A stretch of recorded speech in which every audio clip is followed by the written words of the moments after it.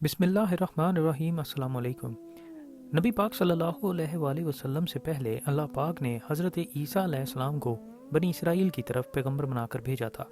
نبی علیہ السلام اور حضرت عیسیٰ علیہ السلام کے درمیان تقریباً 500 سال کا عرصہ ہے۔ بنی اسرائیل ایسی خوش قسمت قوم تھی جس کے اندر اللہ پاک نے کثیر تعداد میں انبیاء و رسول نازل کیے، جن میں حضرت موسیٰ علیہ السلام، حضرت ہارون علیہ السلام، حضرت یحییٰ علیہ السلام، حضرت زکریا علیہ السلام، حضرت یوسف علیہ السلام، حضرت شعیب علیہ السلام، حضرت سلیمان علیہ السلام، حضرت داؤد علیہ السلام قابل ذکر ہیں۔ یہ سب پیغمبر بنی اسرائیل کی ہدایت و رہنمائی کے لیے بھیجے گئے تھے، لیکن ہر دفعہ کسی نہ کسی صورت میں یہ قوم راہ راست سے ہٹ جاتی تھی۔ جیسا کہ بہت ہی مشہور واقعہ ہے کہ حضرت موسیٰ علیہ السلام کوہ طور پہ 40 دن کے لیے تشریف لے کر گئے اور اپنے پیچھے حضرت ہارون علیہ السلام کو اپنے نمائندے کی حیثیت سے چھوڑ کر گئے، لیکن حضرت موسیٰ علیہ السلام کی غیر موجودگی میں اس قوم نے بچڑے کو اپنا خدا مان کر اس کی پوجا شروع کر دی، اور ان میں ایسے ظالم لوگ بھی تھے جو انبیاء کو قتل بھی کر دیتے تھے، اور حضرت عیسیٰ علیہ السلام کو صلیب پر چڑھانا اور ان کے اوپر کفر و گمراہی کے فتوے لگوانا اور رومیوں سے حضرت عیسیٰ علیہ السلام کے لیے سزائے موت دلوانے کا کریڈٹ بھی اسی قوم کے علماء کو جاتا ہے۔ حضرت عیسیٰ علیہ السلام بھی بنی اسرائیل کی طرف ہدایت کے لیے بھیجے گئے تھے۔ یہ قوم اس وقت گمراہی و ضلالت کے اندھیروں میں گم تھی۔ اللہ پاک نے ان کی ہدایت و رہنمائی کا ایسا انتظام فرمایا ہوا تھا کہ ہر نبی اپنے بعد آنے والے نبی کے بارے میں خوشخبری اور ان کی نشانیاں بتا کر جاتا تھا۔ حضرت عیسیٰ علیہ السلام بھی ایسی واضح نشانیاں لے کر پیدا ہوئے تھے جو کسی عام بندے کے اندر نہیں ہو سکتی، لیکن اس کے باوجود بنی اسرائیل نے حضرت عیسیٰ علیہ السلام کو نبی ماننے سے بھی انکار کر دیا اور ان کے اوپر کفر و گمراہی کے فتوے بھی لگا دیے۔ بنی اسرائیل کے ظلم اور کفر کے بارے میں اللہ پاک سورہ بقرہ کی آیت 87 کے اندر ارشاد فرماتے ہیں کہ بے شک ہم نے موسیٰ علیہ السلام کو کتاب عطا کی، اور ان کے بعد ہم نے پے در پہ بہت سے پیغمبر بھیجے، اور ہم نے مریم کے بیٹے عیسیٰ کو بھی روشن نشانیاں عطا کی، اور ہم نے پاک روح کے ذریعے ان کی تائید اور مدد کی۔ تو کیا ہوا؟ جب بھی کوئی پیغمبر تمہارے پاس وہ احکام لایا جنہیں تمہارے نفس پسند نہیں کرتے تھے تو تم وہیں اکڑ گئے، اور بعض کو تم نے جھٹلایا اور بعض کو تم قتل کرنے لگے۔ حالانکہ یہ سب کچھ جاننے کے باوجود کہ نبوت کا سلسلہ ایک لمبے عرصے سے بنی اسرائیل کے اندر چلا آ رہا ہے اور ان کے اندر اللہ پاک نے کثیر تعداد انبیاء کی اتاری ہے، لیکن پھر بھی یہ قوم اپنے ظلم اور کفر سے باز نہیں آتی تھی۔ اللہ پاک نے حضرت عیسیٰ علیہ السلام کو جو واضح نشانیاں دے کر بھیجا، اس کا ذکر بھی اللہ پاک نے قرآن پاک میں ہمارے لیے کر دیا ہے، تاکہ ہم ان انبیاء کے احوال زندگی بھی جانیں، ان کی زندگیوں سے برکت بھی حاصل کریں، اور ان قوموں کے بارے میں بھی جانیں جنہوں نے اپنے نبیوں کو جھٹلایا اور ان کی کتابوں پر ایمان لانے سے انکار کر دیا۔ حضرت عیسیٰ علیہ السلام کی طرح ان کی والدہ کو بھی اللہ پاک نے بہت سی برکتوں سے نوازا تھا، اور ان کے اعزاز میں ایک پوری سورت یعنی سورت مریم قرآن پاک میں موجود ہے۔ اللہ پاک نے حضرت عیسیٰ علیہ السلام کی والدہ کتنی نیک و عبادت گزار تھی، ان کا ذکر بھی سورہ عمران کی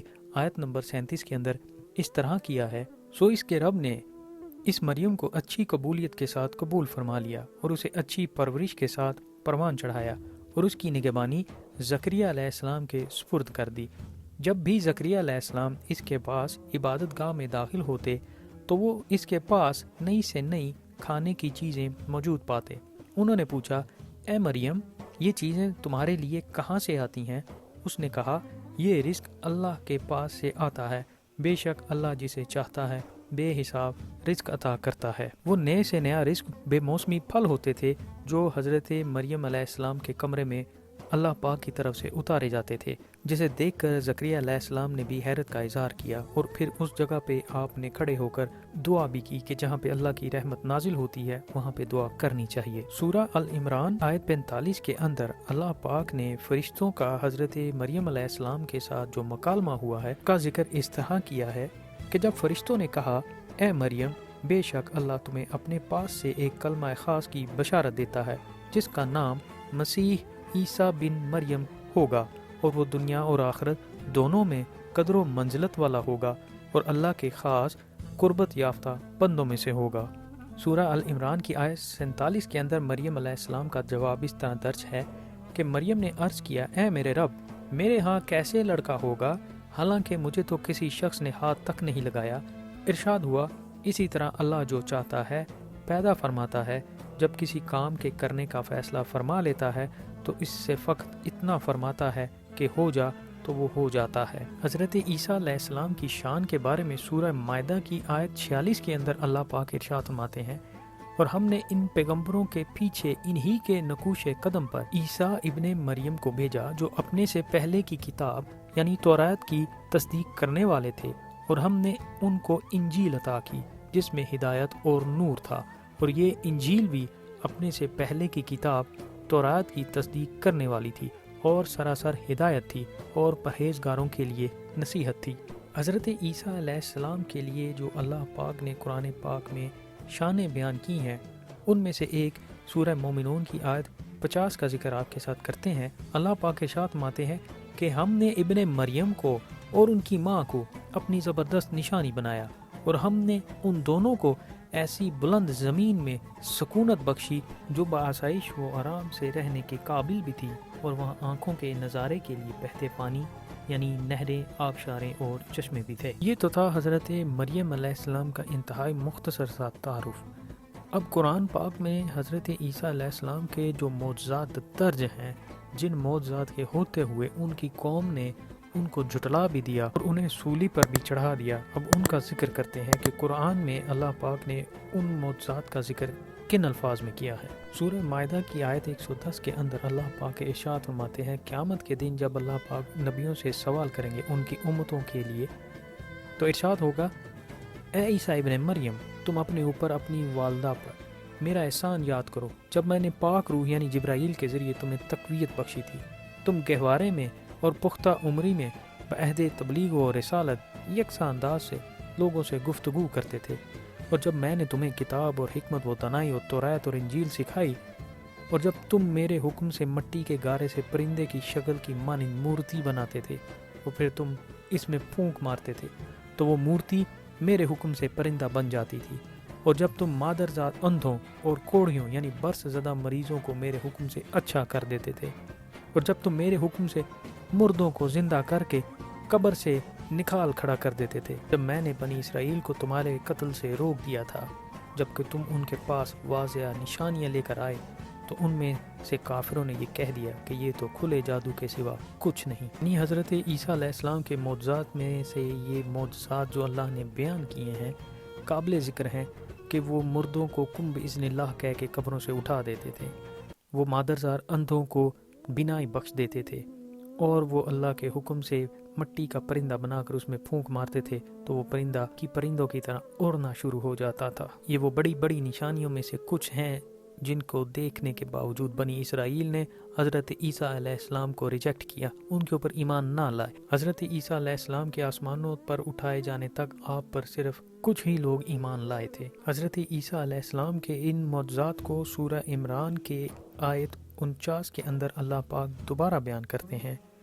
اور وہ بنی اسرائیل کی طرف رسول ہوگا، ان سے کہے گا کہ بے شک میں تمہارے پاس تمہارے رب کی جانب سے ایک نشانی لے کر آیا ہوں، میں تمہارے لیے مٹی سے پرندے کی شکل جیسا ایک پتلا بناتا ہوں، پھر اس میں پھونک مارتا ہوں، سو وہ اللہ کے حکم سے فوراً اڑنے والا پرندہ ہو جاتا ہے، اور میں مادرزاد اندھے اور برس کے داغ والوں کو شفا یاب کرتا ہوں، اور میں اللہ کے حکم سے مردے کو زندہ کر دیتا ہوں، اور جو کچھ تم کھا کر آئے ہو اور جو کچھ تم اپنے گھروں میں جمع کرتے ہو میں تمہیں وہ سب کچھ بتا دیتا ہوں، بے شک اس میں تمہارے لیے نشانی ہے اگر تم ایمان رکھتے ہو۔ اتنی واضح نشانیوں کے باوجود بنی اسرائیل نے حضرت عیسیٰ علیہ السلام کو ریجیکٹ کیا۔ یہ ایسی ظالم قوم تھی کہ ان کے جرائم کی فہرست بہت لمبی ہے، ان کے مظالم کا ذکر ان کی اپنی کتابوں میں بھی درج ہے جو یہ انبیاء کے ساتھ کیا کرتے تھے۔ ان کا ظلم کرنا اور اس ظلم کے اوپر فخر کرنے کی ہلکی سی جھلک اللہ پاک نے قرآن پاک میں بیان کی ہے۔ سورہ النساء کی آیت 157 کے اندر اللہ پاک نے ان کی اس حرکت کو بیان کیا ہے جو انہوں نے عیسیٰ علیہ السلام کو قتل کرنے کے بعد کی۔ اسی آیت کے اندر اللہ پاک نے ان کی اس غلط فہمی کو بھی دور کر دیا ہے کہ ما قتلہ ما صلبہ، کہ نہ تو تم قتل کر سکے اور نہ ہی تم عیسیٰ کو سولی پر چڑھا سکے، بلکہ اللہ پاک نے اپنے نبی کے لیے وہاں پہ گیم ہی چینج کر دی تھی۔ اللہ پاک اس کا ذکر کیسے کرتے ہیں اس آیت کے اندر، اور ان کا یہ کہنا فخر کے ساتھ کہ ہم نے اللہ کے رسول مریم کے بیٹے عیسیٰ کو قتل کر ڈالا ہے، حالانکہ انہوں نے نہ تو قتل کیا اور نہ انہیں سولی پر چڑھایا، مگر ہوا یہ کہ ان کے لیے کسی کو عیسیٰ علیہ السلام کا ہم شکل بنا کر وہاں بھیجا گیا، اور بے شک جو لوگ ان کے بارے میں اختلاف کر رہے ہیں وہ یقیناً اس قتل کے حوالے سے شک میں پڑے ہوئے ہیں، انہیں حقیقت حال کا کچھ بھی علم نہیں مگر یہ کہ گمان کی پیروی کر رہے ہیں، اور انہوں نے عیسیٰ علیہ السلام کو یقیناً قتل نہیں کیا۔ یعنی اللہ پاک نے عین وقت پر عیسیٰ علیہ السلام کو آسمانوں پر اٹھا لیا، اور جس بندے نے عیسیٰ علیہ السلام کی مخبری کی تھی اس کو عیسیٰ علیہ السلام کا ہم شکل بنا دیا گیا، اور اسی بندے کو گرفتار کیا گیا اور اسی کو سولی چڑھایا گیا۔ لیکن یہ لوگ آج تک اسی غلط فہمی کا شکار ہے کہ انہوں نے عیسیٰ علیہ السلام کو سولی پر چڑھایا۔ ان کی مجرمانہ غفلت اتنی بڑی ہوئی تھی کہ عیسیٰ علیہ السلام کو رسول جانتے بھی تھے، پھر اس کے باوجود بھی قتل کا اقدام کیا، اور پھر اس کے اوپر فخریہ یہ کہا کہ ہم نے اللہ کے رسول کو قتل کیا ہے۔ عیسیٰ علیہ السلام کا اپنی ماں کی گود میں ان لوگوں سے کلام کرنا، اپنی نبوت کی تصدیق کرنا، اپنی والدہ کے بارے میں گواہی دینا، یہ سب کچھ چیزیں بنی اسرائیل مشاہدہ کر چکے تھے، اور انہیں عیسیٰ علیہ السلام کی نبوت کے بارے میں ذرہ بھر بھی شک نہیں تھا۔ اور جوانی میں عیسیٰ علیہ السلام نے جو ان کو معجزات دکھائے، یعنی مردوں کو زندہ کرنا، اندھے کو بینائی بخش دینا، یہ سب کچھ وہ اپنی آنکھوں سے دیکھ چکے تھے، لیکن اس کے باوجود وہ خوب جانتے تھے کہ ہم اس جرم کا ارتکاب اس شخص کے ساتھ کر رہے ہیں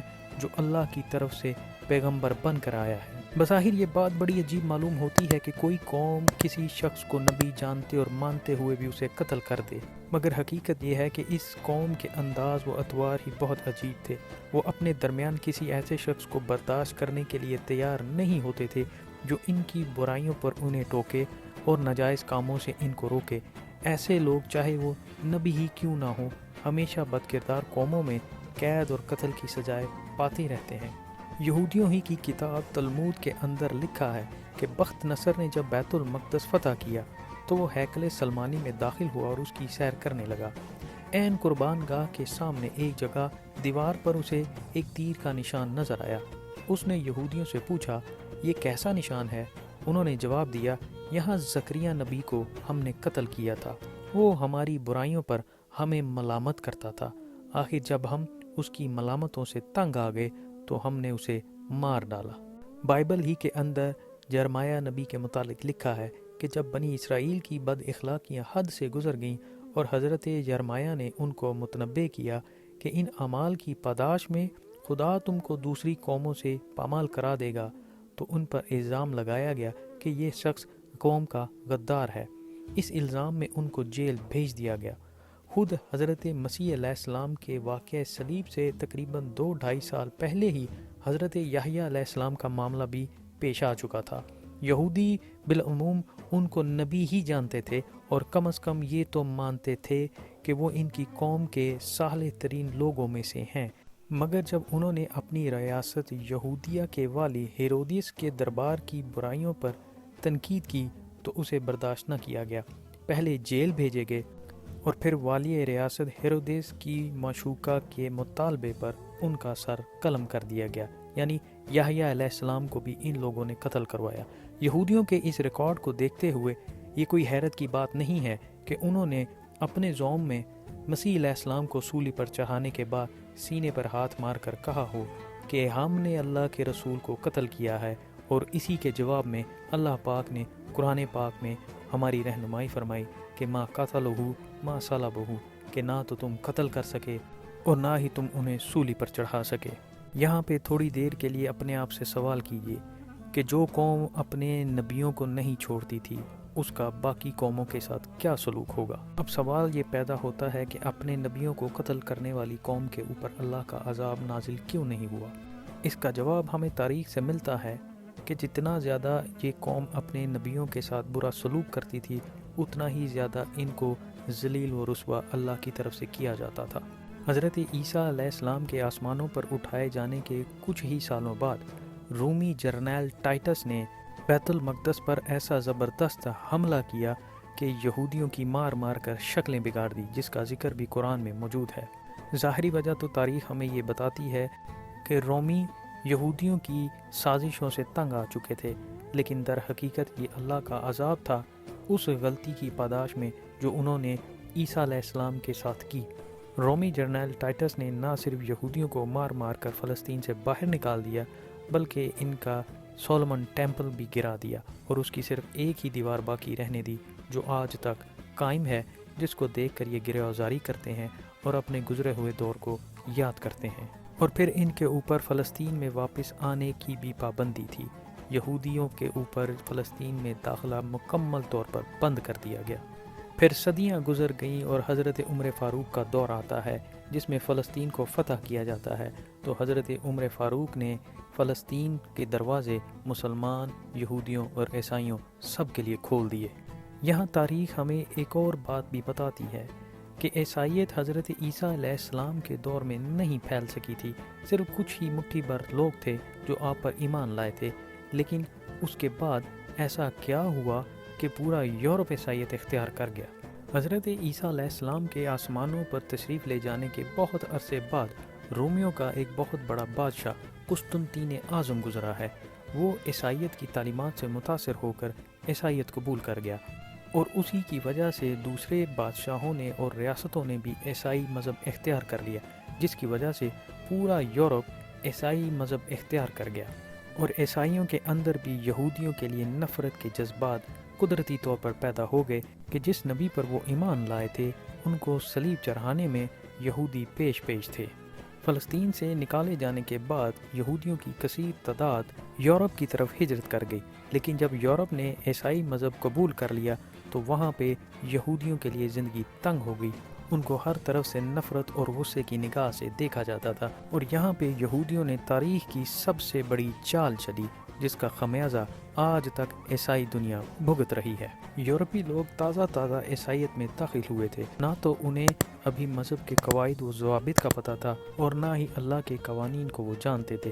کیونکہ آج کے دور کی طرح کتابیں عام نہیں تھیں۔ بائبل کے بہت ہی تھوڑے نسخے موجود تھے جو کہ دور دراز علاقوں میں تھے، اور عام بندوں تک اس کی رسائی ممکن نہیں تھی۔ یہودی چونکہ آسمانی کتابوں کو جانتے بھی تھے، دین کے اور تبلیغ کے تقاضوں کو بھی جانتے تھے، اس لیے انہوں نے سادہ لوگ عیسائیوں کو گمراہ کرنا شروع کر دیا اور ان کے اندر عیسیٰ علیہ السلام کو خدا کا بیٹا کہہ کر انٹروڈیوس کروا دیا، اور یہاں سے عیسائیت ایک نئے رخ کی طرف مڑ گئی جو آج تک واپس اپنے صحیح راستے پر نہیں آ سکی۔ آپ یہاں یہودیوں کی چالاکی اور عیسائیوں کی سادگی کا اندازہ لگائیے کہ انہوں نے نہ صرف عیسیٰ علیہ السلام کو خدا کا بیٹا بنا دیا، بلکہ عیسائیوں کو یہ بھی باور کرا دیا کہ وہ تو تمہارے گناہوں کے لیے سولی پر چڑھا تھا، اب قیامت تک تمہیں گناہوں کے جرم کے اوپر شرمندہ ہونے کی ضرورت نہیں، تم بخش دیے گئے ہو، عیسیٰ تمہارے لیے اپنی زندگی قربان کر چکا ہے،